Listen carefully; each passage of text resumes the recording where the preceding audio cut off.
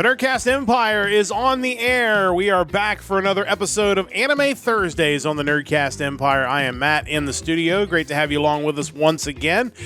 It is into year 2 now of the Nerdcast Empire. We've crossed our 1-year anniversary. We've headed into August, and we are closing in on 100 episodes. This is number 86 tonight, and we're talking anime and mostly a news type episode. We've got a couple of articles we're going to discuss, and then we'll get into some news headlines from the week of anime that was.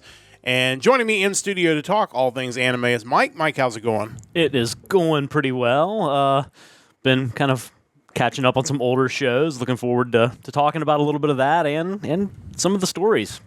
Absolutely. And we've got some news headlines which will come in the second half of the show, but you kind of stumbled across a couple of different articles that we're going to talk about kind of in the first segment of the show. And the first one came from a website called IndieWire, where they listed their top 10 best anime TV shows of all time. And I will post the link to that article in the chat, so anybody wants to check that out. We talk a lot about best of lists, and even when we talk about anime music, sometimes we always kind of hedge our bets, because when you're trying to make a definitive best of list, it is challenging because, one, a lot of bests kind of waver over time. It's very rare that when you're talking something that's so subjective that your opinion is going to be so firm on it that it's not going to change week to week or month to month. So it's hard to, when you're putting a list together, to really say this is the best. But the other thing, too, is that is a trigger word. When you say best, you're looking for a fight. You're planting the flag in the ground and, you're inviting all comers, basically. You're not only saying, like, this is what I think is unquestionably the best, but that my opinion, because I have an article or a podcast or whatever, is more valuable than your opinion, and we're going to fight about it. So, that's kind of the backdrop to this article. And clearly, before we get into it, they have chosen, by and large, mainstream series, with a couple of maybe minor exceptions. So there are going to be a lot of niche titles that maybe you would think would be in the running for best of all time. They're not going to be on here. And they also excluded any ongoing series. So Detective Conan, unfortunately, you are disqualified from this list. Since you will never end, and so therefore you will never make this list according to this person's criteria. But first, I guess just your general impression, because you found this article, you brought it to my attention. Your thoughts before we kind of dive into each individual entry on this article. Yeah, it's funny. I found this article just by pulling up Google, typing anime, and then filtering the results by news category. Interesting. And it just popped up from however many hours ago. I'm like, all right, let's take a look at this. Let's see what this person thinks about this. Yeah, to your point, saying best is such a dangerous way to put it. I prefer my favorite or my top or something that basically says, here's my subjective list. I don't care whether you agree with it or not. Doesn't matter. There are some objective metrics you can use to determine what the best is, but no one would ever do that. If you did, it would basically be, well, the best anime of all time is Pokemon, Detective Conan, One Piece, like things that you can actually measure, whether it be number of episodes, whether it be number of views, sales. There are things you can do, but you're not going to do that, because that's not how any one individual feels, even though those shows are classic in some regard. Or if you look at like awards that are won by the series, then you're talking the Miyazaki movies, probably Spirited Away, or any show like that or any movie like that has won critical acclaim could be considered the best. They didn't use any of these criteria when they came up with this. And their description's certainly interesting, and we'll go through kind of show by show, because I know you've taken some notes. I did appreciate that they mentioned kind of early on that anime itself is more of a medium, not a genre. Like within anime, there's every genre. Correct. But then they proceed to go ahead and give you a list of 10 best anime. Like, you don't really do that with TV shows. Typically, when you're talking television shows, it's like, what are the 10 best sitcoms of all time? Yeah. Like, you're going to break it down by genre. Dramas, but yeah, exactly. It's like, you're typically comparing The Office with Seinfeld and Friends, not, The Office with NCIS. The Sopranos, Game of Thrones, Law and Order. That just... Right. It's not apples to apples. But here we are. Yeah. So, and again, it gives us content to talk about. So, as much as we complain about it, we're gonna do this. So, coming in at number 10 on their list is Sailor Moon, which original Sailor Moon ran from 1992 to 1997. And again, this is the first entry where we're going to kind of get into something that I think is an important distinction to make. This is, I think, where you have to draw a line between the best and most important. Yeah. Because I don't think there's any debate that Sailor Moon is an incredibly important series, maybe one of the most important series of all time. I mean, the stories were told in a way that obviously weren't being necessarily told at that time.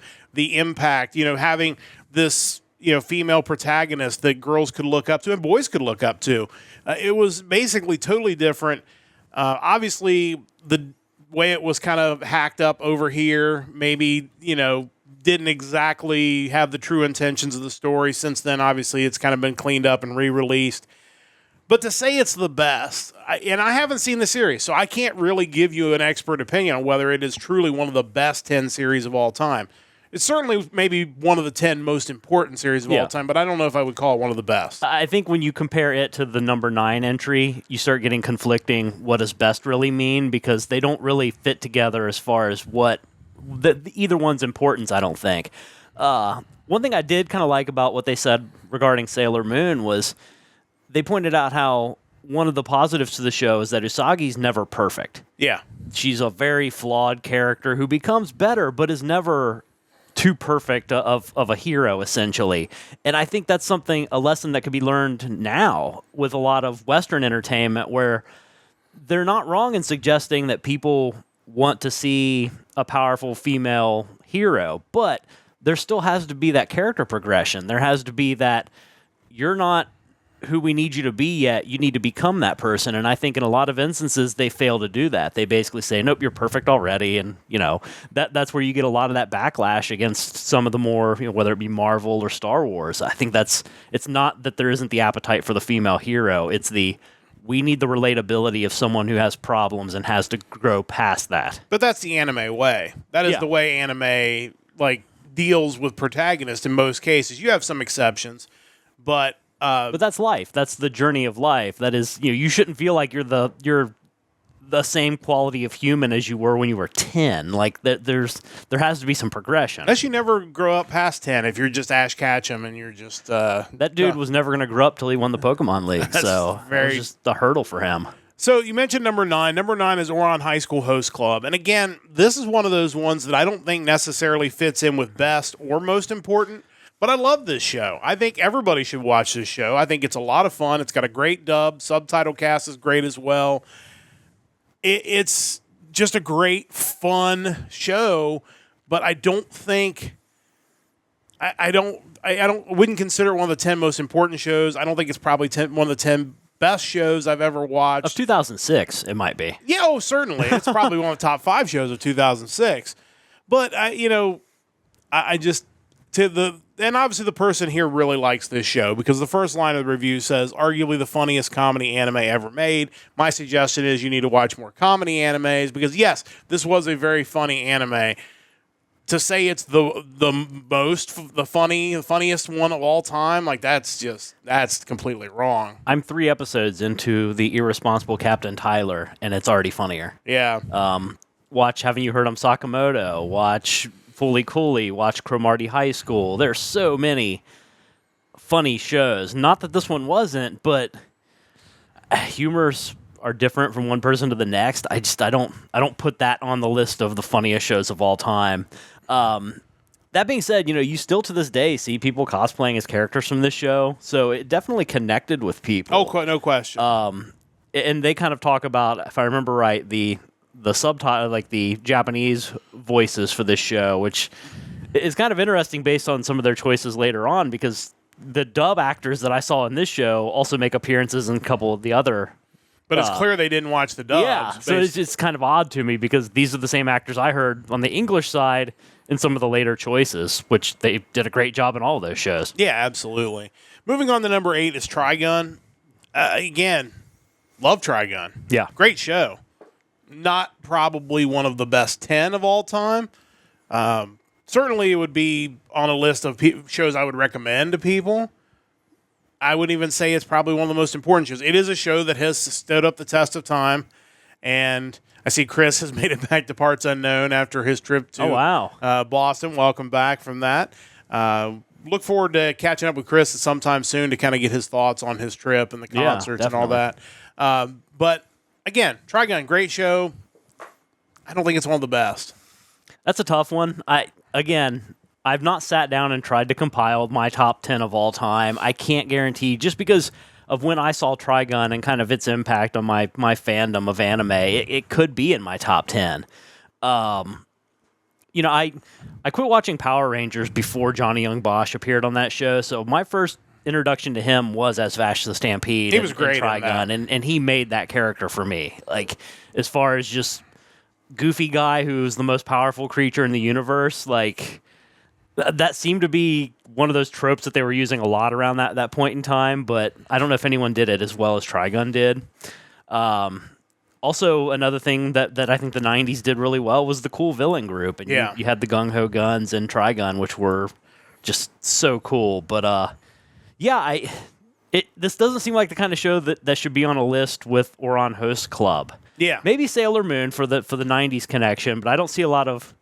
It's interesting to think that you would put those shows together in a best list. Yeah, it is. They don't seem to be on the same list of shows, but...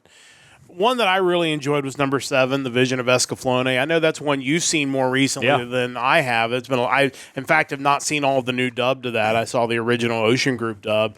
But I always remember that show very fondly as one of my all-time favorites. Even saying that again, like, is it one of the best? I don't know. I am, or not IMDb, but my anime list has it in the mid-7s. So clearly people, whoever those people are that rank that, maybe don't necessarily think it's one of the best, but it is one of the more enjoyable shows I've seen. It's tough to compare shows that were created so far apart. If we were making a list of the top shows from the 90s, I think Escaflowne would be in there without any issue. Yeah. But then when you start thinking of everything else you've seen, and I kind of feel the same about Trigun, where, it might make my top 10, but I don't... It's hard to say without actually putting time into creating that list. I watched this, like you mentioned, more recently. I think I saw it on Funimation before it went away. The 90s and early 2000s, like, I feel like there were a lot of isekai shows before people really thought of them as isekai shows. Yeah. And more often than now, it was a girl being sent to some other world as opposed to, like, a unassuming, underachieving guy, which seems to be more the industry standard nowadays. Yeah. And all those shows that are like that are really good, whether you're talking this, you're talking Fushigi Yugi, you're talking Inuyasha, just great shows. There's a certain quality about 90s anime. Like I mentioned, I just recently finished Outlaw Star. Between that, Fushigi Yugi, Trigun, Vision of Escaflowne, like, there's just this quality from the 90s that isn't around anymore. I don't know if it's just due to the way animation's created compared to back then. There's just a certain rawness that you just don't have anymore. And I'm not going to say necessarily that makes it better, but it makes it distinct. Yeah. Like, when you're watching something from the mid to late 90s. And I think this show really, really encapsulates that. Yeah, I would agree with that. Just one more thing about the dub, which I thought was funny. So we mentioned Oron Host Club, and it was a Funimation dub. And Vision of Escaflowne, I watched the newer Funimation dub, and again, kind of foreshadowing later picks in this list, I thought it was interesting that you had the two characters, Von Fennell and Fulkin Fennell, in this show, the newer dub, had Aaron Dismuke and Vic Mignogna voicing them, which is kind of funny considering you're used to them kind of being in that relationship in other shows. Yeah, obviously the one we're getting ready to talk about as well with Full Metal Alchemist Brotherhood. The same way. But yeah, I watched the original Ocean Group dub. It's really, really good. If you do get a chance to watch that show and you only have access to the Ocean Group dub, you get Kelly Sheridan in the main role, and she's really good. And it's most of the Inuyasha people who are in this dub. That was also Kirby Morrow. Kirby Morrow in that as well. Yes, unfortunately, no longer sad. With us. But it's a really good dub as well. I think it holds up well. So definitely check that one out. Like I said, I don't know if it's one of the best ever, but It's a really good one. It's someone's best ever. It is. And this next one is probably one of the ones that maybe objectively you could state is one of the best ever. It's Full Metal Alchemist Brotherhood. It's not a show I've seen all of.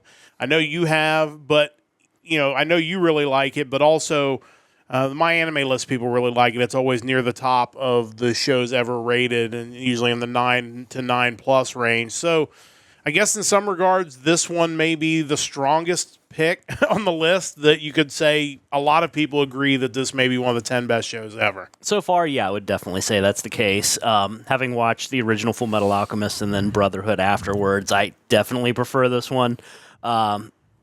Just the additional characters, Ling, like Olivier Armstrong, and the direction of the show itself, I thought was stronger.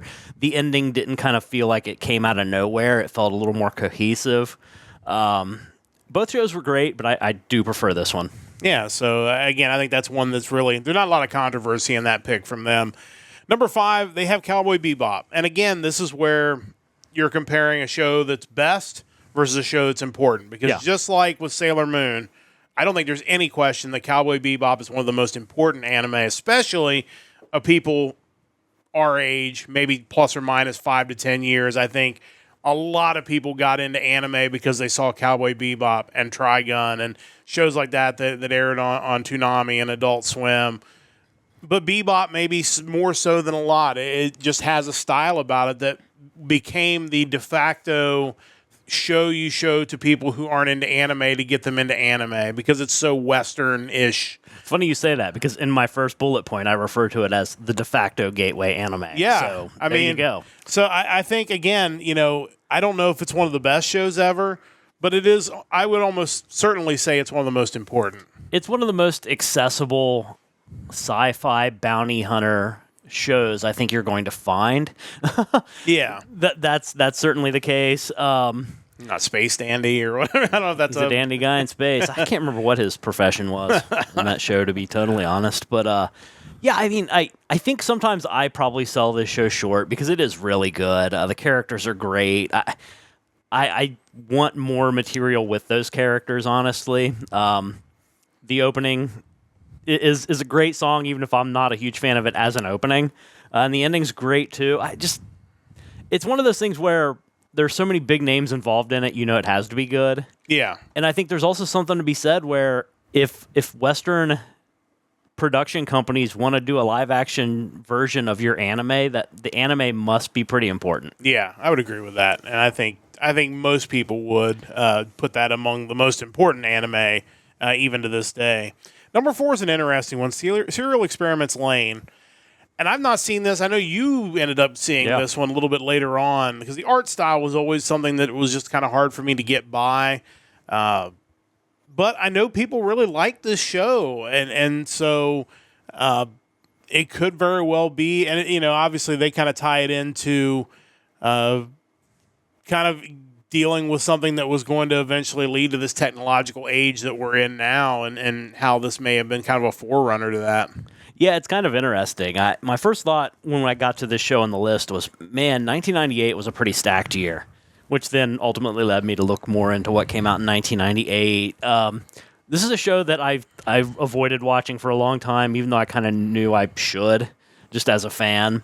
And I did. It was really good. Had I watched it back in 1998, I think it would have hit differently because that was still the point in time, especially, I mean, maybe other places it wasn't as bad, but think like in rural areas, the internet was mysterious. It was just you didn't know what exactly was going on with it and what all was out there. And I think this show did a really good job of really capturing that fear and uncertainty of technology. And on one hand, I always think that because of that, the show doesn't seem to connect the same way as it did back then. But in other ways, I think it might be even worse now because you do know how awful the internet is.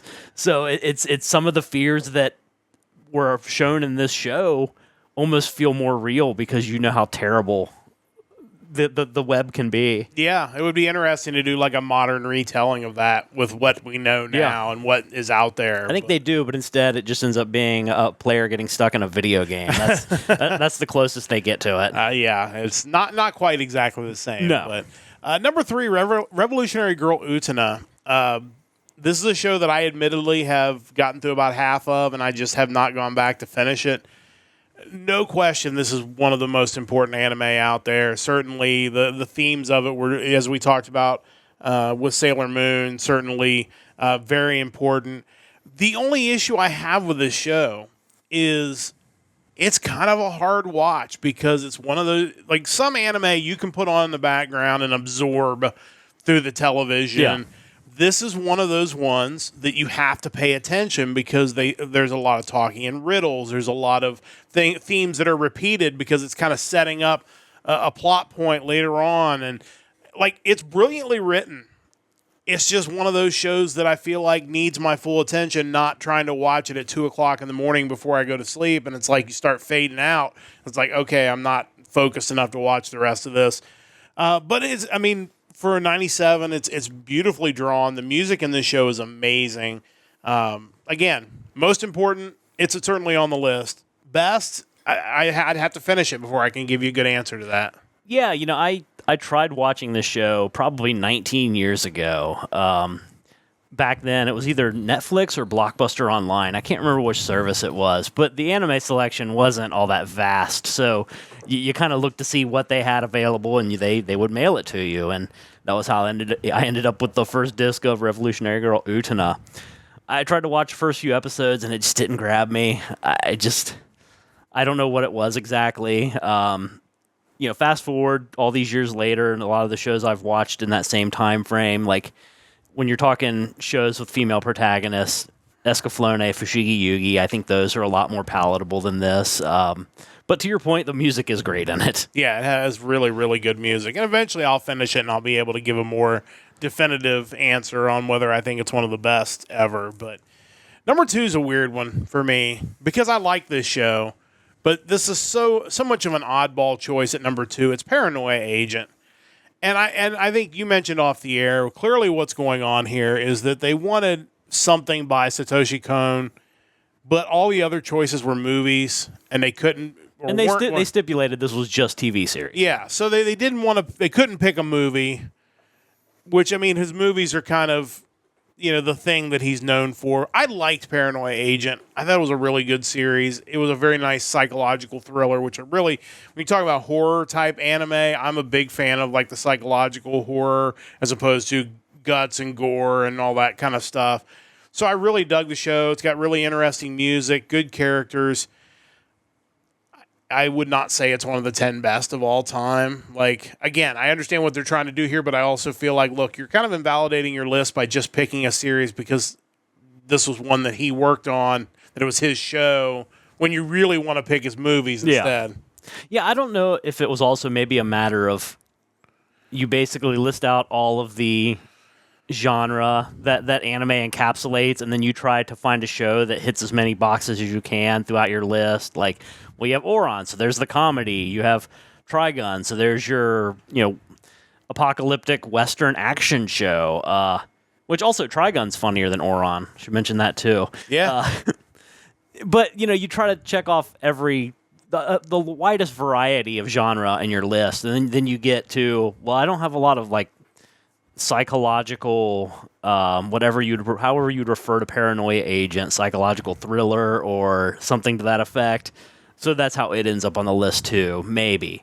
That being said, I really like Perfect Blue. I saw it a long time ago, so I've not seen Paranoia Agent, but I can totally understand enjoying Satoshi Kon's work. Yeah, absolutely. It also maybe feels like this is one of those lists, not necessarily best of lists, but like I'm going to find the perfect show for everybody no matter what your tastes are. So like you end up with stuff kind of all across the board, but to me, this was always an interesting choice for a show to air on Adult Swim. Yeah, it definitely felt like outside the box for Adult Swim. My hot take on this is, yeah, you should watch Paranoia Agent because it's good. If you want a psychological type show, watch Higurashi When They Cry. That's so much better and so much darker than Paranoia Agent. Almost at times felt a little more cartoonish, I think, to me. Higurashi is a dark series. It's a good show. That's a much better one. That should be on this list before Paranoia Agent. How did we not get any like Junji Ito stuff on here? It's a great question. I know he probably did more movies than TV series as well. We'll talk about omissions from this list. Let's get to number 1 first, and that's Evangelion. And I totally understand why it's here. The same reason why its opening theme still shows up at number 1. Again, I've seen Evangelion. I've seen 2 of the 4 movies that they redid it with to redo the story. I liked Evangelion. There's a lot there. I don't know if it's one of the best. It is certainly unquestionably one of the most important, without a doubt. But best, there were some other shows I watched around that time that I thought were better. A show like Razafon I thought was better. That was, kind of out there.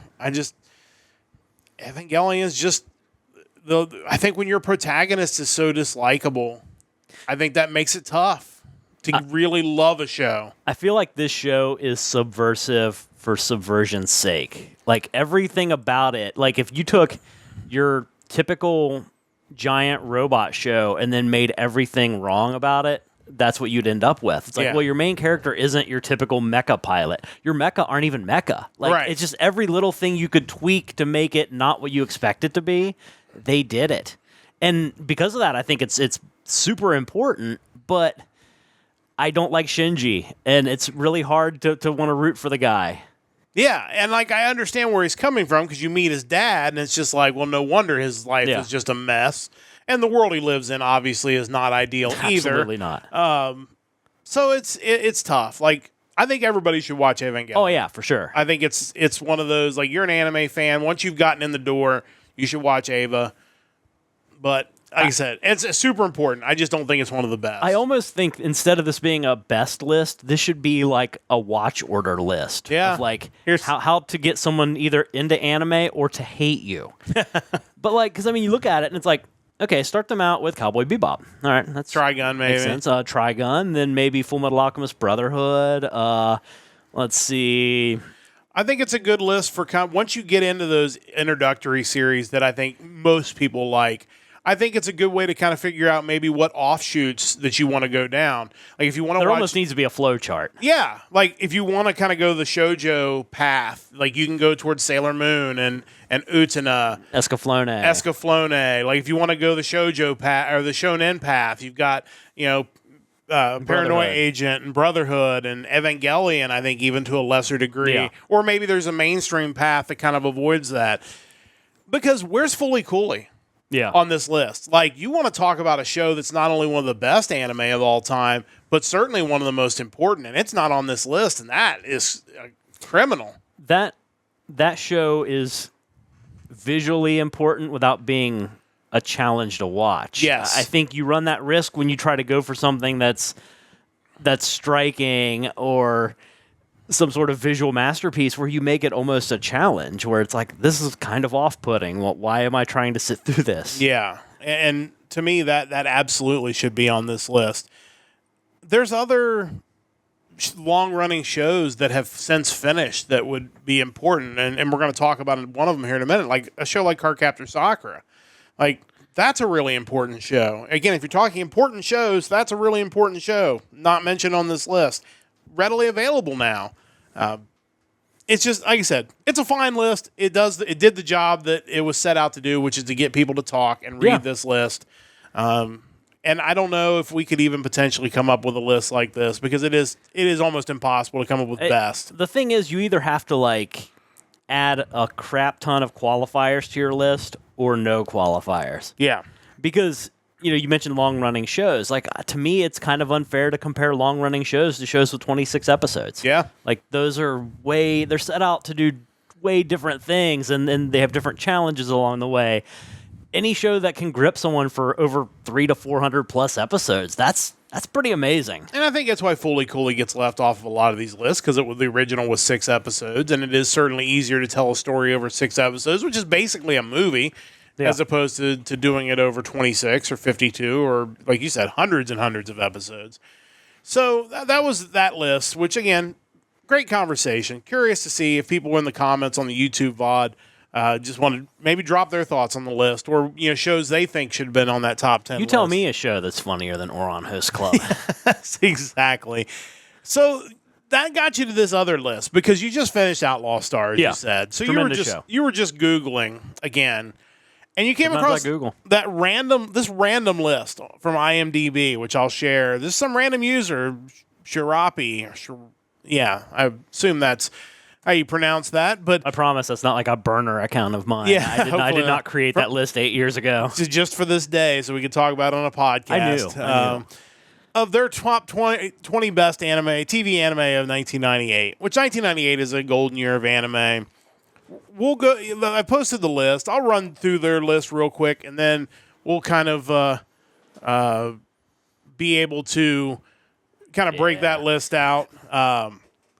But their list starting at 20, Neo Ranga, 19, Saber Marionette J to X, 18, Shadow Skill Agi, 17, Steam Detective, 16, Lost Universe, 15, Orphan, 14, I don't even know what this is, Papa LaCroix? Papa LaCroix, okay. Monogatari, I don't even know that. I just know there was a video game with Papa LaCroix back in the day. Okay. Number 13, El Hazard, The Alternative World. Number 12, Record of Lodoss War, Chronicles of the Heroic Knight. Number 11, Master Keaton. Number 10, Devilman Lady. Number 9, Getter Robo Armageddon. Number 8 is Brain Powered. Number 7, Silent Mobius. Number 6 is Trigun. Number 5 is Cardcaptor Sakura. Number 4, Outlaw Star. Number 3, Cowboy Bebop. Number 2, His and Her Circumstances. And Pokemon, the number 1 TV anime of 1998. Again, if you want to talk about importance, Pokemon is certainly one of the most important anime that came out of 1998. But of the shows you have watched on there, you're just kind of general thoughts on this list. Yeah, so kind of starting from 20 and moving up. The first one that I really had any thoughts on was Steam Detectives. The show I watched a few episodes of. I wouldn't mind going back and checking out more of it. Kind of a cool show. Definitely a throwback to like the really old giant robot anime. Think like Gigantor. Had a really good opening theme too, but that's about all I had on it. Sorcerer's Stabber Orphan. I enjoyed that show. Wasn't life changing, but on a side note, the Orphan video game was one of the first PS2 games I owned. Also had a good open. Kind of curious how the reboot series is for that. Let's see. Record of Lodoss War, Chronicles of the Heroic Knight. To me, this is a quintessential, just like classic anime from back in the day. It takes me back, and I mentioned it off the air, to the old like mail order infomercials for anime that talked about Lodoss War. Yeah. I can go and share one of those into the Twitch chat too. The way that the anime was marketed back then was just so great because it was just like, ooh, it's this amazing thing that you don't have in America. It's action packed and it's not for kids, and it's just everything that someone who was like early teens would be like, all right, let's get into this. But yeah, Lodoss War is a classic. Silent Mobius aired on Tech TV, another one that I wouldn't mind going back and checking out. Already talked about Trigun. Finished watching Outlaw Star just the other day. Definitely worth watching. Great combination of action and humor and just kind of that weird 90s sci-fi anime vibe that again, was just how things were back then. Let's see, Cowboy Bebop, classic for sure. And Pokemon at number 1. I will never say that it's the best anime of all time, but I think it deserves reverence for the amount of anime fans it created and just the empire that the Pokemon franchise has become. Like, it's hard to not give it credit. Yeah, again, I understand why somebody would put it the number 1 on their list. It's certainly not the best anime of 1998, but it is maybe one of the most important anime of all time, just from a dollars and cents standpoint. Of the shows on here, I don't think I watched Saber Marionette J to X. I have it. I own it. I saw the original Saber Marionette, and then I don't know if I feel like I saw 2 of the 3 series. That's a tough one to get into if you ever pick up like a copy of that, because if you watch it dubbed, the dub cast changes like 3 times. I watched it subtitled, so it didn't matter to me, but just that's a bit of a challenge there. Lost Universe is a weird one to me. I'm of course, Lost Universe is the same guy who did Slayers, and it's the same cast in Japanese as the Slayers cast. So you have all the same people in both. There are weapons used in Slayer's Try that are ship names in Lost Universe, like the Sword of Light, Goranova, and Ragu de Mezigus, and some of those. So there's, even though I don't know that was necessarily intentional, there's definitely some crossover between those two. The show was just okay. The dub is not good, so you can't even it was the B ADV cast that did the dub on that, so it was not great. It's a shame they couldn't have got the Slayers group to. That's who you needed. Yeah, and that maybe would have helped it. Speaking of which, I'm 3 episodes into Irresponsible Captain Tyler, which is dubbed now, and they have Crispin Freeman playing Tyler, and I don't hear it. Like, it's in the credits, but man, like, his voice is so high on the register compared to what you usually hear from him. It's hard to realize it's him. I have to assume it's one of his first roles, just based on when it was originally dubbed. So, that's always interesting to me when you hear him, and it doesn't really sound like the Crispin Freeman but he, of course, incredibly talented. El Hazard, The Alternative World, we talked last week about my love for that show. I was kind of mad when I saw what the IMDb score was on that. I love that show, and I have no problem with it being on this list. Continuing down the list, Trigun, as we mentioned, awesome. I've seen all Cardcaptor Sakura, definitely recommended. It's a great show. The movies are great, too. You can pick it up now. It's available. But how does it compare to Cardcaptors? Way better. It's amazing that it even made this list, considering how they butchered the show, and they made, the boy in the show the main character somehow. Just destroyed it. But the original's great.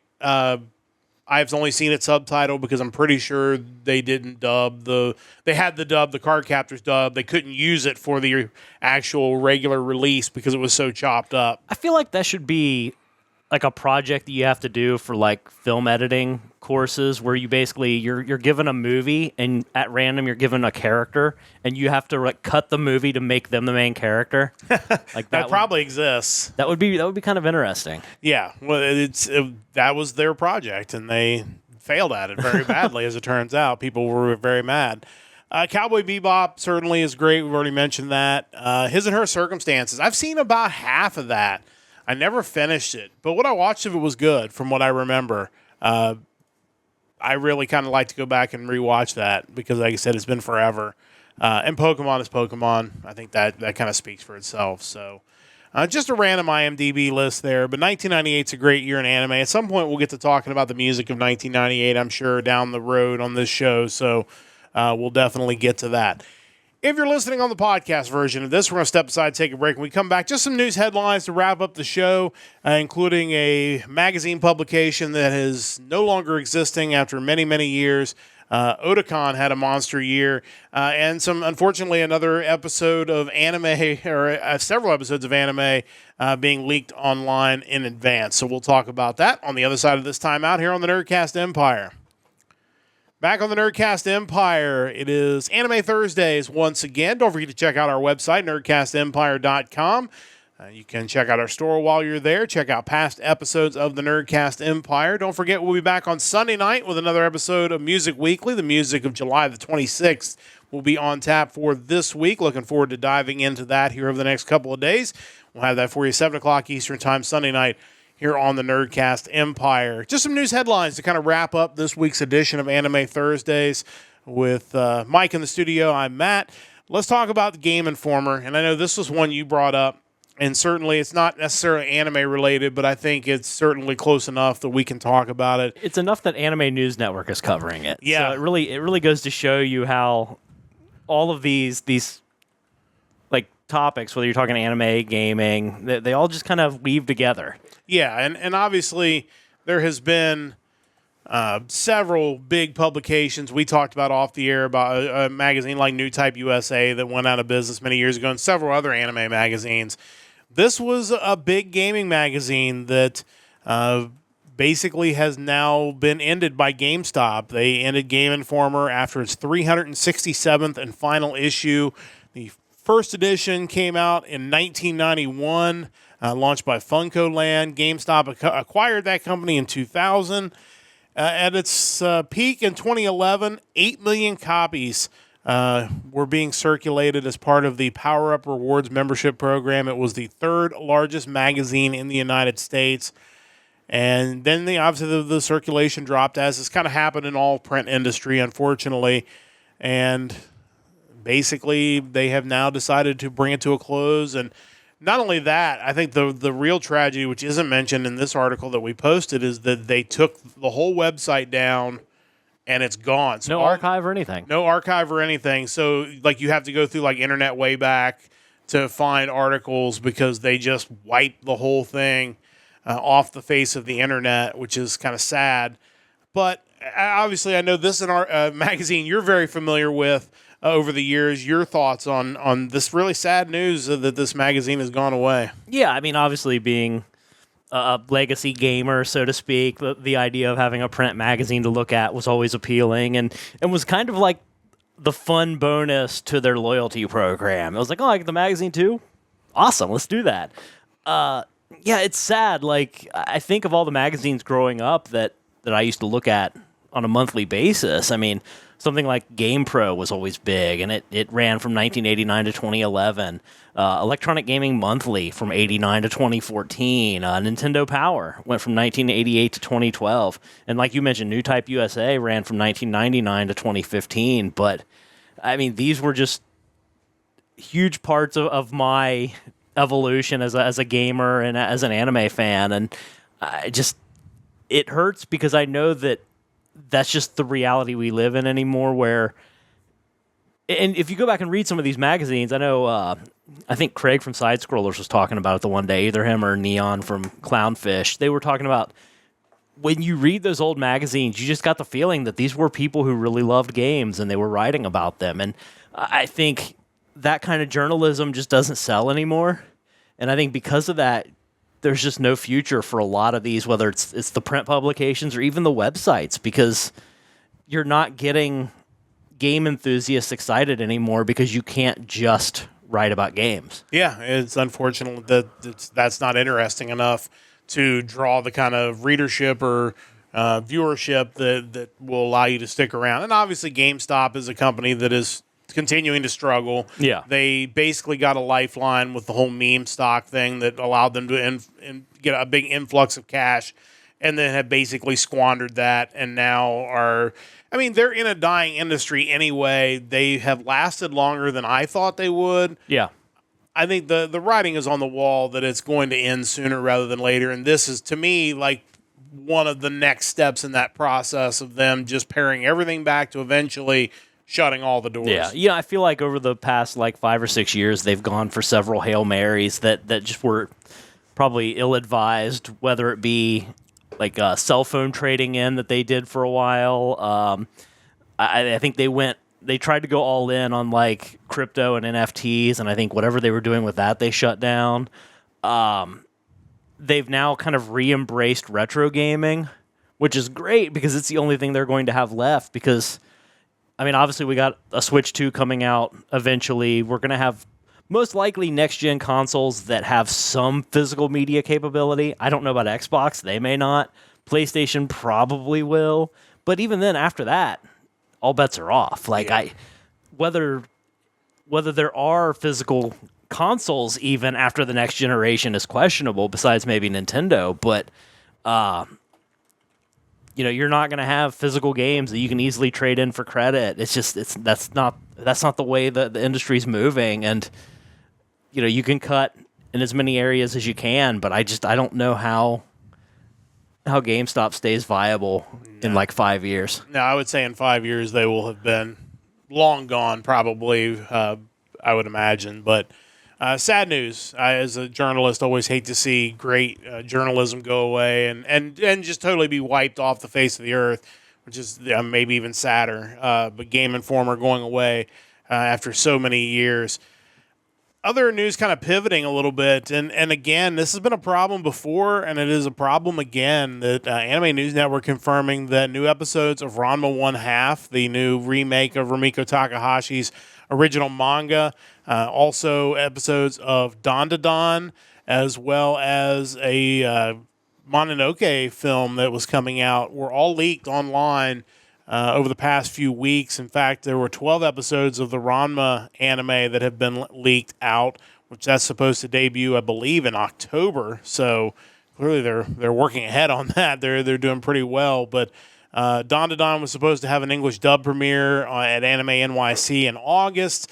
A lot of these leaks were very low quality with burned watermarks, burned-in timestamps, just not real high quality HD. But at the same time, like, this is a real concern because, you know, you're now putting it out there to these piracy and torrent sites before they even get released. So you have to assume it's going to impact people buying. Because, I mean, there could be people that would have signed up for a streaming service just to see the new Ranma 1/2. There are streaming services that are paying a lot of money for the rights to these. And assuming that they weren't the responsible party for these leaks, that someone within their companies internally didn't leak them, I'd be pretty angry. Yeah, and we'll see how it goes. There have been past incidences of this that have, you know, gotten the American companies gotten a lot, if it was them, in a lot of trouble because, you know, the Japanese are very protective of their anime. They're very big on piracy. They're really one of the few countries that take it as seriously as anybody. So it'll be interesting to see if there's more fallout from this, and we'll certainly keep an eye on this story. You know, a couple things about this, though. It's funny when they talk about the low quality of the videos that were leaked. You know, they give the 640 by 360 and timestamps and watermarks. I feel like that is the modern day equivalent of, well, the movie leaked, but it was someone holding a camcorder in the movie theater and recording it. Like, that is the modern equivalent to that. And that stuff still happens in Japan. Like, that is something they've had to combat with movies more than anime, where people literally will still do that and put it out on the web. So that's not even a lost art. And, of course, because phones and cameras are so good now, you can take your iPhone and hold it up, and you are getting an HD quality, you know, rip of it. So it's, you know. I also think, too, when you're talking about where the vulnerability was, like how these got leaked out, I feel like that there's a lot more discontent in the industry from all angles. So the possibility of you having disgruntled employees that want to get back at you for maybe not being paid what they believe is a fair wage, or working too many hours, or, I mean, any number of reasons why someone might have a vendetta against these companies. That, and, you know, I heard a story recently talking about video game companies who would upload like their directs to YouTube, and they wouldn't actually release the video yet, but people were within YouTube were able to see it and leak out that information that way. So it's like, when those videos are somewhere, somebody's got access to it. Yeah, there's no question. If it's out there, somebody's going to find it. And of course, you know, information security is something that I work with a lot when I deal with, like, working on banking articles. And, you know, it's a never-ending fight to try to avoid. And so it could be something as simple as a phishing email could open the door to let a company get hacked. I mean, I just saw it in a bank that was a backer bank for a lot of fintechs, that it clearly was a case where they got ransomware and weren't going to pay the ransom, so they leaked a bunch of information out. Yeah. And it's like, that stuff happens there. You bet you it's happening. I think you hear about it in the gaming industry like every 6 months maybe, where some other company had a massive leak, and it's crazy. But that stuff, that's why even in your boring, mundane office job, you're getting trained on how to spot phishing emails and all sorts, and just constantly beat over the head about not giving credentials to people. It's clearly not everyone's getting the memo. No, definitely not. So we'll keep an eye on that story, because I have a feeling there's going to be more from that in the days and weeks to come. One final story before we wrap up this week, and some good news for Otakon, which at one time was Baltimore's premier convention. Now, for many years, it has moved to Washington, D.C. The staff announced that the event had reached 46,000 attendees, setting a new record. the attendance was able to kind of expand when they moved to DC because they moved into a newer, bigger venue. The last time we went to Otakon was in 2012. They had 30,785. The last Otakon in Baltimore was in 2016. They had 29,113. That was kind of a decrease. And then it continued to decrease the first couple years in DC. And then now in the post-pandemic world, it went from 25,000 in 2021 to 40,000 in 2022, 42,000 in 2023, and now 46,000 in 2024. It kind of continues the trend that we've seen, that anime convention attendance continues to grow, even though, there's a lot of talk about the anime bubble and what's going to happen with that. But people are still out there and still showing up at conventions at record numbers, as it turns out. It's interesting because I feel like the companies that bring you the anime have over time become less fan friendly as far as not releasing as many physical copies of big titles. Clearly people are still willing to pay money into the industry, even if it's not with the companies. They're going to go to these fan conventions and spend money there. It's really impressive to see how they are breaking records post-lockdown. Like, that's, whatever setback they suffered didn't last. Well, and I think we're seeing companies like Discotech, which had a big Otakon panel, Animego had a big Otakon panel. We're seeing Japanese guests coming in, just like we've Flow seen. was at Otakon this year? Yeah, so I mean, we've seen it with Animazement as well, that you bring in these guests, and people are going to drive down, they're going to show up, and they're going to spend money, and it's going to be good. I know I don't remember seeing what the number was for Anime Expo, but I know it was insane. Yeah, I'm sure they were over the six-figure mark once again in attendance. So cons are doing well. We're going to be at a convention coming up at the end of this month, MatsuriCon in Columbus. Looking forward to that. It's one of our favorite conventions, and in the fact that OhioCon doesn't really exist anymore. In the post-OhioCon world, MatsuriCon is the premier Columbus anime convention. As of right now, they certainly are. So we'll talk more about that as we get closer to MatsuriCon. Maybe even the episode before, we'll do maybe a preview of MatsuriCon and see what's out there that we are interested in. We'll be traveling on Thursday that week, so we'll have to see what we want to do for that Anime Thursday. We might do it a day early, or we'll figure something out. But one other little side tidbit to the Otakon story. I know we talked about it briefly, where they had issues with Funko Pops and people wanting mass of them autographed to then resell on eBay.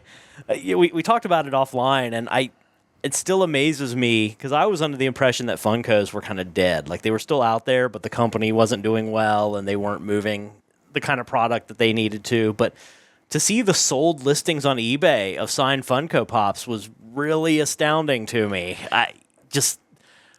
We have, who signed this one? Signed Hisoka Funko Pop. I know. Where did it go? Let's see. Yeah, I mean, this one here, signed in JSA Funko Pop Hunter x Hunter, or Hunter x Hunter Hisoka, $130. Like, I feel like with Funkos, the casual market for them has died. Like signed by Keith Silverstein. Okay, Yeah. makes sense. It's like, I think for the average person, there may be one or two characters they want, and they get them, and they have them, and that's kind of the end of their collection. But for the collector market, especially the autograph collector market, unfortunately, they seem to be the value item. And maybe because the casual collector isn't really interested in them as much anymore. So now it is exclusively, I have to have it, but I have to have it autographed. And it's become a prop for autographs. Like, it's not even so much about the Funko as much as it is about, this is the thing I want to display with your name on it.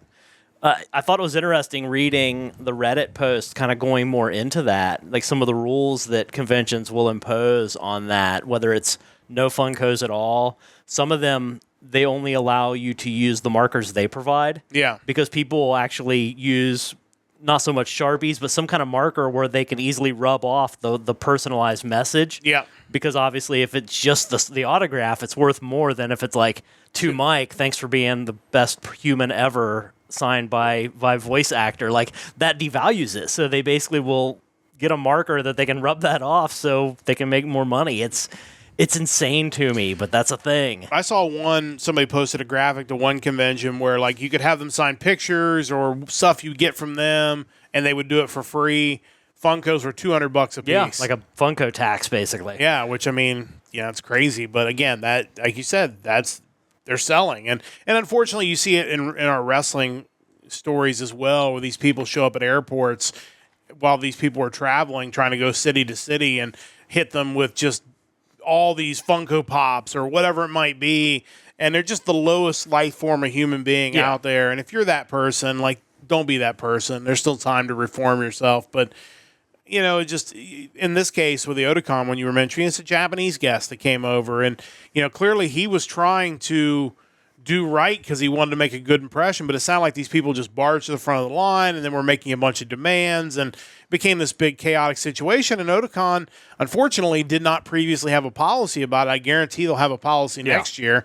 But that's where, as a convention, especially one that big, you got to be paying attention to what's going on and have somebody to say, hey, we've got to put a policy in place because we've seen this happen in other places, and if we don't, it's going to be a real problem. Not only do you put a policy in place, but you also talk to the talent that you sign to bring in and see if each of them will, for your convention, sign like 5 Funkos each, and then you like either raffle them or auction them off. Yeah. Proceeds go back to the convention. Like, there are ways that you can turn the rabid market for these items into something positive that doesn't involve shady scalpers. If I remember right, Matsuri-Con does a charity auction at the end of their convention, and have raised a ton of money. I think one of the people involved in Matsuri-Con was big into like that big Columbus bike ride. Yeah, bike ride fundraiser. So another reason I really enjoy Matsuri-Con, because it really does seem like they're in it for a good cause, in addition to putting on a good convention, which will be over Labor Day weekend this year. So that'll be interesting to see what that impacts attendance coming up in a few weeks. That is going to bring our podcast to a close for this Thursday evening. We thank everyone once again for joining us for another episode of Anime Thursdays here on the Nerdcast Empire. A lot of news this week on the docket. The tentative plan is to be back with you again next Thursday. We begin our tennis season tomorrow, in fact, and we have a match next Thursday. So we'll keep you up to date whether we end up having an Anime Thursday next week. In a couple of weeks, we'll be back with some more anime music for sure. We'll let you know what the plan is for next Thursday as we get a little bit closer to next Thursday. We will be back Sunday night for sure with another episode of Music Weekly. The music of July the 26th will be on tap. Big thanks to the Stove Lake Media for their continued support of our podcast. Big thanks to everyone who has followed along, watches the VOD, watches us live, whatever it may be. We really appreciate it. And we're going to continue on as we are rolling into year number 2 and as we close in on 100 episodes of the Nerdcast Empire. That's going to wrap things up for this week. For Mike and the entire crew, I'm Matt saying so long. Don't forget to join the Empire, the Nerdcast Empire.